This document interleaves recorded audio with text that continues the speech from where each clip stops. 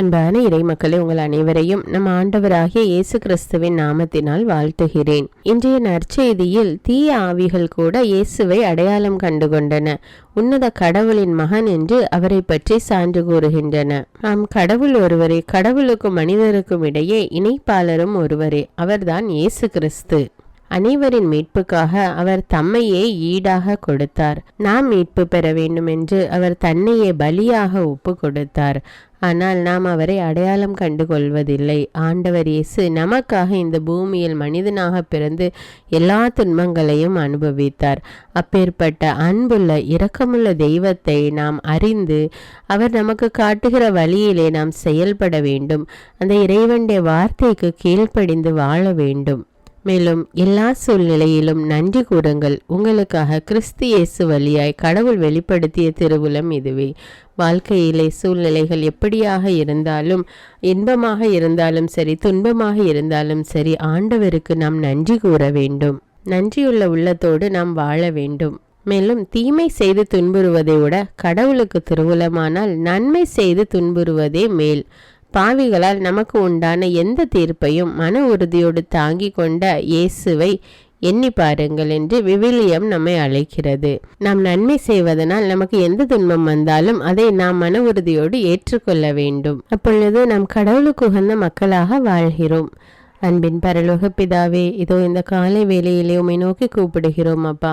உம்மை போற்றுகிறோம், உம்மை புகழ்கிறோம், உம்மை ஆராதிக்கிறோம் ராஜா. இந்த புதிய நாளை எங்களுக்கு கொடுத்திருக்கிற கிருபைக்காக நன்றி ராஜா. இந்த புதிய நாளிலும் கூட ஆண்டவரே, நாங்கள் கையிட்டு செய்கிற எல்லா காரியங்களையும் ஆசீர்வதியும் தேவனே. எங்களுடைய பிரயாணங்களை ஆசீர்வதியும் ராஜா. எங்களுடைய போக்கையும் வரத்தையும் பாதுகாத்து கொள்ளும் தேவனே. எங்களுடைய குடும்பத்தில் உள்ள பெற்றோர்கள், உறவினர்கள், குழந்தைகள், வாழ்க்கை துணை, நண்பர்கள் எல்லோரையும் ஒப்பு கொடுக்கிறேன் ராஜா. ஒவ்வொருவர் மீது இரக்கமாயிரும் அப்பா. எங்கள் ஒவ்வொருவருடைய தேவைகள் என்னவென்று உமக்கு தெரியும் அப்பா. எங்கள் ஒவ்வொருவரையும் உம்முடைய ஆசீர்வாதத்தினால நிரப்பும் தேவனே. எல்லா சூழ்நிலைகளிலும் ஆண்டவருக்கு நன்றி கூறுங்கள் என்று இறை வார்த்தை கூறுகிறது. ஆண்டவர் அப்படி நன்றி கூறாத தருணங்களுக்காக மன்னிப்பு கேட்கிறோம் அப்பா. இதோ இப்பொழுது நன்றறிந்த உள்ளத்தோடு உமக்கு நன்றி கூறுகிறோம் ராஜா. ஆண்டவரே, இதுவரை எங்கள் ஒவ்வொருவரையும் உமது கண்ணின் மணி போல பாதுகாத்து வருகிறீர் ராஜா. நம்முடைய ரத்த கோட்டைக்குள்ளே வைத்து எங்களை பாதுகாத்து வருகிறீர் தேவனே. உமக்கு நன்றி ராஜா. கோழி தன் குஞ்சுகளை தன்னுடைய செட்டைகளின் கீழ் வைத்து பாதுகாப்பது போல எங்களை பாதுகாத்து வருகிற தேவனே உமக்கு நன்றி ராஜா. நன்றி தேவனே, நன்றி அப்பா. என்னுடைய தேவன் இரக்கமும் பரிவும் உள்ளவர். நோயாளிகள் மீது பரிவு கொண்ட தேவன் நீர். அனைத்து விதமான நோயாளிகள் மீது இரக்கமாயிரும் அப்பா. அவர்களுக்கு சுகத்தை கட்டளையிடும் ராஜா.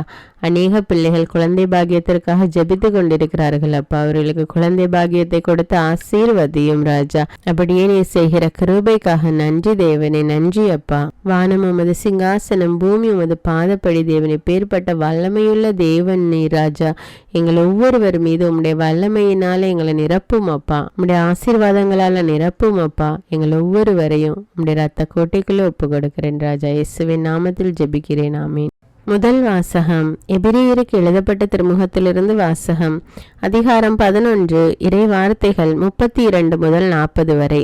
சகோதர சகோதரிகளே, கிதியோன், பாராக்கு, சிம்சோன், இப்தாகு, தாவிது, சாமுவேல் ஆகியோர் பற்றியும் இறைவாக்கினர் பற்றியும் எடுத்துரைக்க எனக்கு நேரமில்லை. நம்பிக்கையினாலேயே இவர்கள் அரசுகளை வென்றார்கள். நேர்மையாக செயல்பட்டார்கள். கடவுள் வாக்களித்தவற்றை பெற்றார்கள். சிங்கங்களின் வாய்களை அடைத்தார்கள். தீயின் கொடுமையை தணித்தார்கள். வாள்முனைக்கு தப்பினார்கள். வலுவற்றவராயிருந்தும் வலிமை பெற்றார்கள். போரில் வீரம் காட்டினார்கள். மற்றார் படைகளை முறியடித்தார்கள். பெண்கள் இறந்த தம் உறவினரை உயிர் தெழுந்தவராய் பெற்று கொண்டார்கள். உயிர் தெழுந்து சிறப்புறும் பொருட்டு சிலர் விடுதலை பெற மறுத்து வதையுண்டு மடிந்தனர். வேறு சிலர் ஏளனங்களுக்கும் கசியடிகளுக்கும் ஆளாயினர்.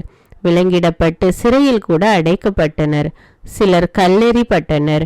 இரண்டாக அறுக்கப்பட்டனர். வாளுக்கு இரையாகி மடிந்தனர். செம்மறியின் தோலையும் வெள்ளாட்டு தோலையும் போர்த்து கொண்டு அலைந்து திரிந்தனர். வறுமையுற்று வாடினர். துன்புறுத்தப்பட்டனர். கொடுமைக்கு உள்ளாயினர். அவர்களை ஏற்க இவ்வுலகுக்கு தகுதியில்லாமல் போயிற்று. மலைகளிலும் குகைகளிலும் நில வெடிப்புகளிலும் பாலை வெளிகளிலும் அவர்கள் அலைந்து திரிந்தார்கள். இவர்கள் அனைவரும் தம் நம்பிக்கையினாலே நற்சான்று பெற்றார்கள். ஆயினும் கடவுள் வாக்களித்ததை அவர்கள் பெறவில்லை. ஏனெனில் நம்மோடு இணைந்துதான் அவர்கள் நிறைவு பெற முடியும் என்பதை கடவுள் கருத்தில் கொண்டு நமக்காக சிறந்த திட்டம் ஒன்றை வகுத்திருந்தார். இது ஆண்டவரின் அருள்வாக்கு. இறைவனுக்கு நன்றி. நற்செய்தி வாசகம். புனித மார்க் எழுதிய தூய நற்செய்தியிலிருந்து வாசகம். அதிகாரம் 5 இறைவார்த்தைகள் 1 முதல் 20. அக்காலத்தில் இயேசுவும் அவர் சீடரும் கடலுக்கு அக்கறையில் இருந்த கெரசேனர் பகுதிக்கு வந்தார்கள். இயேசு படகை விட்டு இறங்கிய உடனே தீய ஆவி பிடித்த ஒருவர் கல்லறைகளில் இருந்து அவருக்கு எதிரே வந்தார். கல்லறைகளே அம்மனிதரின் உறைவிடம். அவரை எவராலும் ஒருபொழுதும் சங்கிலியால் கூட கட்டி வைக்க முடியவில்லை. ஏனெனில் அவரை பல முறை விலங்குகளாலும் சங்கிலிகளாலும் கட்டியிருந்தும் அவர் சங்கிலிகளை உடைத்து விலங்குகளை தகர்த்து எறிந்தார்.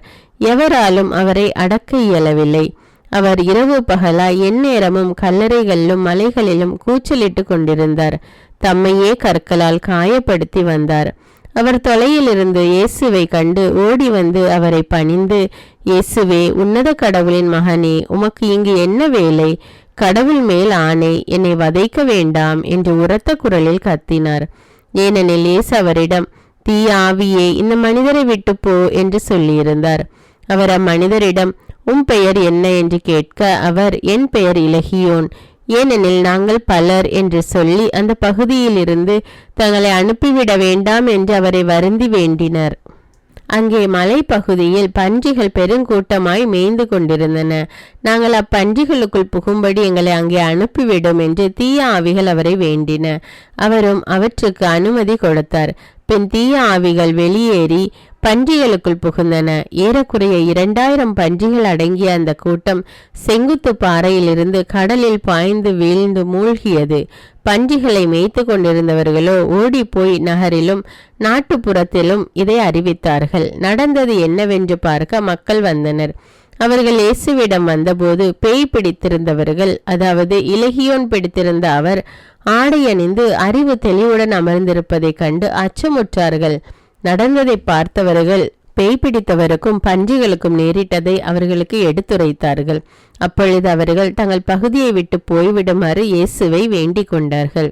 அவர் படகில் ஏறியதும் பேய் பிடித்திருந்தவர் தாமும் அவரோடு கூட இருக்க வேண்டும் என்று அவரை வேண்டிக் கொண்டார். ஆனால் அவர் அதற்கு இசையாமல் அவரை பார்த்து, உமது வீட்டிற்கு போய் ஆண்டவர் உம்மீது இரக்கம் கொண்டு உமக்கு செய்ததையெல்லாம் உறவினருக்கு அறிவியும் என்றார். அவர் சென்று இயேசு தமக்கு செய்ததையெல்லாம் தெக்கப்போலி நாட்டில் அறிவித்து வந்தார்.